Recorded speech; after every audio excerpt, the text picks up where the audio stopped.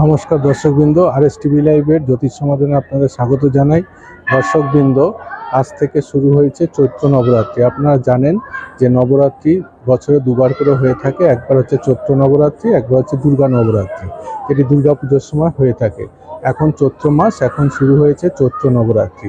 এই চৈত্র নবরাত্রি আজকে 19শে মার্চ থেকে শুরু হয়ে 27শে মার্চ পর্যন্ত চলবে, অর্থাৎ 9 দিন 9 রাত পূজা হবে। এটি শক্তির দেবীর আরাধনার পূজা। মা কামাখ্যা, মা দুর্গা সবই দেবী শক্তির রূপিণী।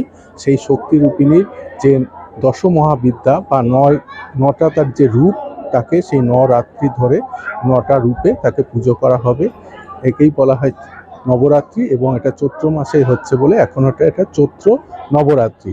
তাই এই চৈত্র নবরাত্রির প্রাক্কালে আমার পক্ষ থেকে এবং আমার চ্যানেলের পক্ষ থেকে সকল দর্শকবৃন্দকে প্রীতি, শুভেচ্ছা, আন্তরিক অভিনন্দন। সকলে মায়ের আশীর্বাদে ভালো থাকবেন। আর যাদের যে কোনো রকম সমস্যা হলে অবশ্যই আমার সঙ্গে যোগাযোগ করবেন। 24 ঘন্টা আমি আছি আপনাদের জন্য। ভালো থাকবেন। নমস্কার, ধন্যবাদ। আপনারা দেখছেন RS টিভি লাইভে জ্যোতিষ সমাধান অনুষ্ঠান।